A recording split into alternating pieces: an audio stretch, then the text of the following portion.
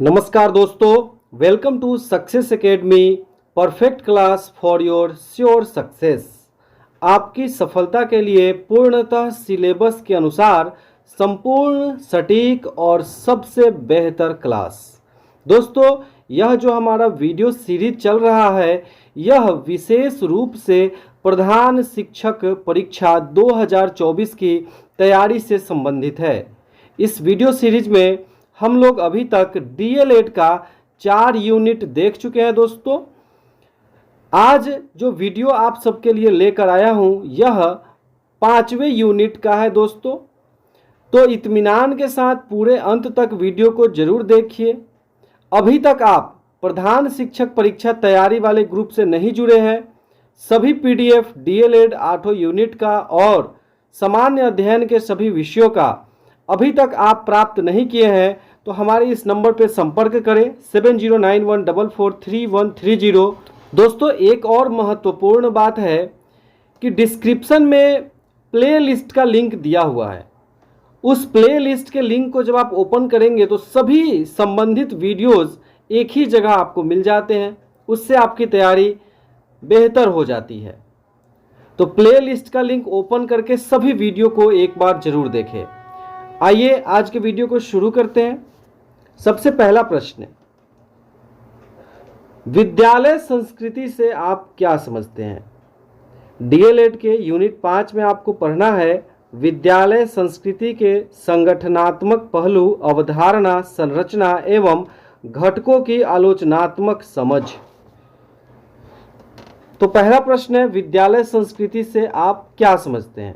तो इसका सही उत्तर क्या हो जाएगा? ऑप्शन बी, यह विश्वासों, धारणाओं, संबंधों, दृष्टिकोण, लिखित और अलिखित नियमों को संदर्भित करता है। चलिए अब आगे बढ़ते हैं, देखते हैं दूसरा प्रश्न। सकारात्मक विद्यालय संस्कृति को मोटे तौर पर निम्न में से किन्हें शामिल करके परिभाषित किया जा सकता है? दोस्तों, ये सभी प्रश्न अत्यंत महत्वपूर्ण हैं, इसलिए आप पूरे इत्मीनान के साथ अंत तक जरूर देखें इस वीडियो को। तो दूसरा प्रश्न है, सकारात्मक विद्यालय संस्कृति को मोटे तौर पर निम्न में से किन्हें शामिल करके परिभाषित किया जा सकता है? सभी ऑप्शंस को ध्यान से एक बार पढ़ ले दोस्तों। ऑप्शन है सामाजिक वातावरण, जिसमें एक सुरक्षित और देखभाल करने वाला वातावरण शामिल है जहां सभी विद्यार्थी आमंत्रित और महत्वपूर्ण महसूस करते हैं, अपनापन महसूस करते हैं। दोस्तों, बी देखिए, बौद्धिक वातावरण, जिसमें हर कक्षा के सभी विद्यार्थियों को उनके सर्वोत्तम कार्य प्रदर्शन करने और गुणवत्तापूर्ण काम करने के लिए सहयोग और चुनौती दी जाती है।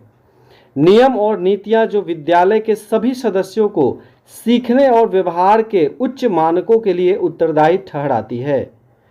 डी, परंपराएं और दिनचर्याएं उन साझा मूल्यों में निर्मित जो विद्यालय के शैक्षणिक और सामाजिक मानकों का सम्मान कर उन्हें सुदृढ़ करती है। तो क्या सही उत्तर हो जाएगा? ये सभी सही हैं दोस्तों। तो ई इस प्रश्न का सही उत्तर हो जाएगा, उपयुक्त में से एक से अधिक।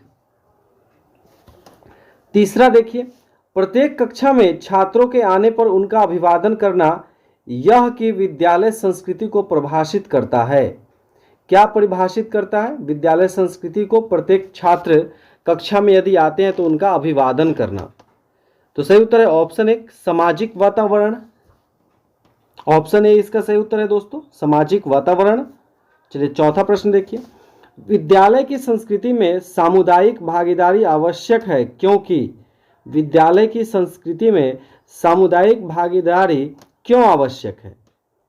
तो इन ऑप्शंस को पढ़िए दोस्तों और फिर हमें कमेंट के माध्यम से उत्तर बताइए प्रश्न संख्या के साथ।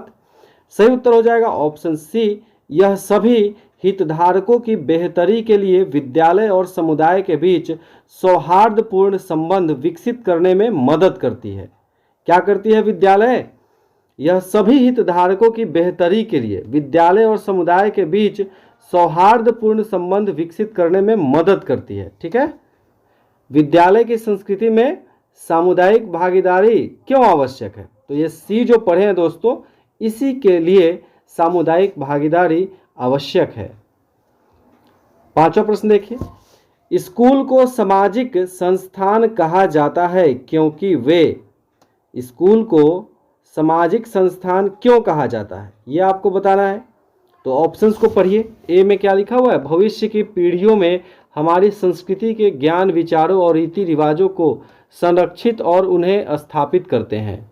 बी, समाज द्वारा स्थापित है। सी, सामाजिक प्रगति के तरीके और साधन बनाते हैं।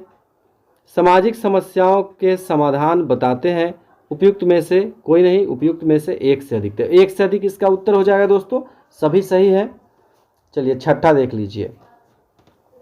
विद्यालय की संरचना हेतु निर्माण संबंधी कितनी योजनाएं प्रचलित हैं? विद्यालय की संरचना हेतु निर्माण संबंधी कितनी योजनाएं प्रचलित हैं ये आपको बताना है। तो सही उत्तर क्या है, ऑप्शन ए, 2 योजनाएं। 2 योजनाएं। सातवां प्रश्न देखिए। एक सशक्त विद्यालय अपने शिक्षकों में निम्नलिखित योग्यताओं में से सर्वाधिक बढ़ावा देता है। सही उत्तर है ऑप्शन ए, प्रतिस्पर्धात्मक अभिवृत्ति। प्रतिस्पर्धात्मक अभिवृत्ति, ए सही उत्तर हो जाएगा दोस्तों। 8 नंबर प्रश्न देखिए। प्रभावी विद्यालय प्रबंधन में सबसे प्रासंगिक संकेतक क्या है? प्रभावी विद्यालय प्रबंधन में सबसे प्रासंगिक संकेतक क्या है? तो सही उत्तर है ऑप्शन ए, व्यावसायिक क्षमता, नेतृत्व, छात्र प्रदर्शन, अभिभावक संतुष्टि।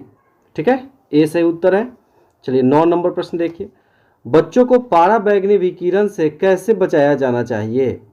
बच्चों को पाराबैंगनी विकिरण से कैसे बचाया जाना चाहिए? तो सही उत्तर है ऑप्शन डी, स्कूल मैदान के चारों ओर छायादार पेड़ लगाकर। ठीक है। 10 नंबर प्रश्न देखिए। शिक्षा बचपन से ही जीवन की समूची प्रक्रिया को समझने में सहायता करने की क्रिया है, किसका कथन है?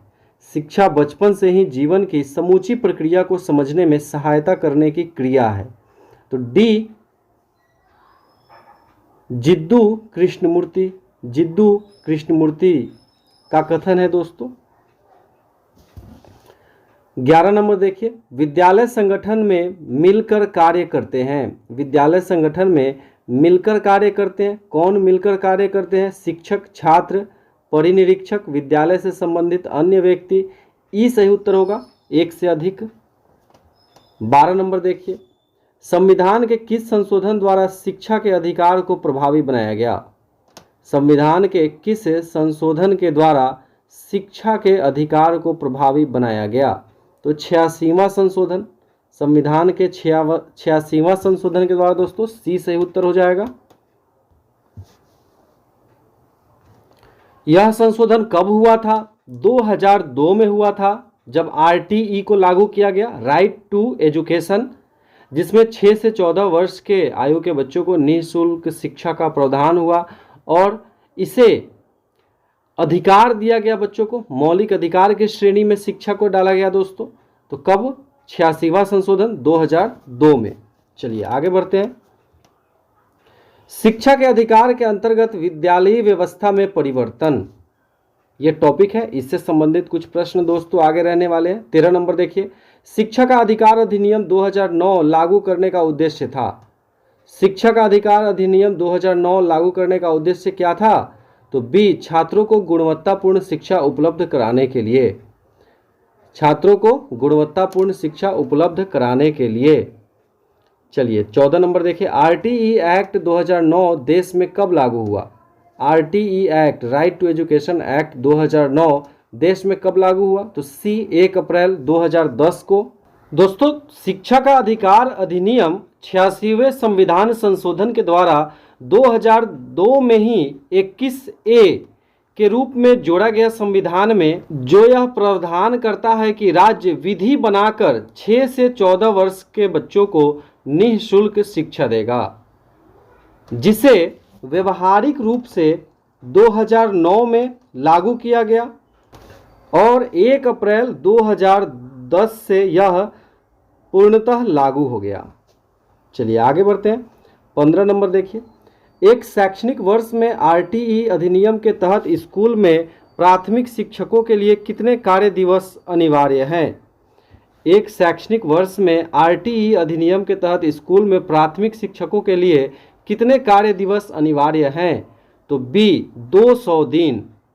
200 दिन का कार्य दिवस अनिवार्य है प्राथमिक शिक्षकों के लिए आरटीई अधिनियम में। 16 नंबर देखिए, निम्नलिखित में से आरटीई की कौन सी धारा अध्यापकों के कर्तव्यों से संबंधित है? तो धारा 24 सी सही उत्तर हो जाएगा दोस्तों। ये ग्रेडियंट एकेडमी ही अब सक्सेस एकेडमी है दोस्तों। Gradient academy is now success academy. 17 number प्रश्न देखिए, आरटीई के किस धारा में यह बताया गया है कि बच्चों को शारीरिक दंड देना प्रताड़ित करना माना गया है? 17 नंबर प्रश्न है दोस्तों, आरटीई के किस धारा में यह बताया गया है कि बच्चे को शारीरिक दंड देना प्रताड़ित करना माना गया है? अर्थात बच्चे को अगर शारीरिक दंड दिया जाता है तो उसे प्रताड़ित करना माना जाएगा। धारा 17 आरटीई के धारा 17 में है ये प्रावधान दोस्तों। चलिए आगे बढ़ते हैं। 18 नंबर प्रश्न देखिए, पहली से 5वीं कक्षा के लिए यदि एक कक्षा में 61 से 90 छात्रों के बीच प्रवेश होता है तो शिक्षा का अधिकार अधिनियम 2009 के अनुसार कितने शिक्षकों की आवश्यकता होगी? तो बी 3 शिक्षकों की आवश्यकता होगी दोस्तों प्राथमिक कक्षा 1 to 5 के लिए 30 बच्चों पे 1 शिक्षक का रेशियो है और मध्य विद्यालयों के लिए 35 बच्चों पे 1 शिक्षक का रेशियो है। तो यहाँ 61 से 90 तक छात्र हैं तो कितने शिक्षक होंगे? 30 या 90, 3 शिक्षक। 19 नंबर देखिए, आरटीई अधिनियम 2009 के तहत अधिनियम में विकलांग बच्चों का अधिकार सुनिश्चित है। आरटीई अधिनियम 2009 के तहत अधिनियम में विकलांग बच्चों का अधिकार सुनिश्चित है। ऑप्शन है 6 से 18 वर्ष तक निःशुल्क शिक्षा प्रदान करना, समान स्कूलों में उनके एकीकरण को बढ़ावा देना, उन्हें अन्य बच्चों के साथ मुख्य धारा में लाना, एक उपयुक्त वातावरण में विशेष प्रशिक्षण के साथ उन्हें सुविधा प्रदान करना। ये सभी दोस्तों सही है, इसलिए ई सही उत्तर होगा, एक से अधिक। 20 देखिए, आरटीई अधिनियम 2009 के अनुसार शिक्षकों के लिए प्रति सप्ताह काम के घंटे हैं। प्रति सप्ताह काम के घंटे कितने हैं? तो सी 45 घंटे। प्रति सप्ताह 45 घंटे काम करना है शिक्षकों को आरटीई अधिनियम 2009 के अनुसार। 21 नंबर प्रश्न है, कक्षा द्वितीय से स्कूल छोड़ने वाले एक 13 वर्षीय छात्र को आरटीई अधिनियम 2009 के अनुसार किस कक्षा में दाखिल लेना होगा? तो सही उत्तर हो जाएगा ऑप्शन डी, कक्षा 7 में, है ना। उम्र के हिसाब से दोस्तों कक्षा में एडमिशन लेना है। 6 वर्ष के बच्चे को पहले क्लास में, तो 13 वर्षीय छात्र का एडमिशन कहाँ पे होगा? तो 7वें वर्ग में होगा। चलिए 22 नंबर, आरटीई एक्ट 2009 में कितने अध्याय व धाराएं हैं? तो सही उत्तर है ऑप्शन सी 7 अध्याय एवं 38 धाराएं। 23 नंबर प्रश्न देखिए, भारत में निःशुल्क एवं अनिवार्य शिक्षा की मांग सर्वप्रथम किसने की? तो डी गोपाल कृष्ण गोखले ने। सर्वप्रथम भारत में निःशुल्क एवं अनिवार्य शिक्षा की मांग गोपाल कृष्ण गोखले के द्वारा किया गया था। चलिए 24 नंबर प्रश्न, प्राथमिक स्तर पर कितने शैक्षणिक घंटे निर्धारित किए गए हैं? प्राथमिक स्तर पे तो बी 800 घंटे। 25 नंबर देखिए, उच्च प्राथमिक स्तर पर कितने शैक्षणिक घंटे निर्धारित किए गए हैं? ये आपको बताना है यहाँ पे दोस्तों 25 नंबर प्रश्न में, तो बी 900 घंटे सही उत्तर हो जाएगा। तो दोस्तों इस प्रकार से हमारे पास ये पूरा कलेक्शन है पीडीएफ का। वीडियो में तो कम ही क्वेश्चन रहता है, लेकिन अगर आप पीडीएफ लेते हैं तो ये सभी प्रश्न आपको मिल जाते हैं, फिर आपकी तैयारी ज़्यादा अच्छी हो जाती है दोस्तों। एक बार इन सब को पढ़ के ज़रूर जाइए, परीक्षा देने जा रहे हैं तो। यह वीडियो आपको कैसा लगा कमेंट के माध्यम से हमें ज़रूर बताएं। अगर अच्छा लगा तो लाइक ज़रूर करिए। वीडियो देखने के लिए बहुत बहुत धन्यवाद।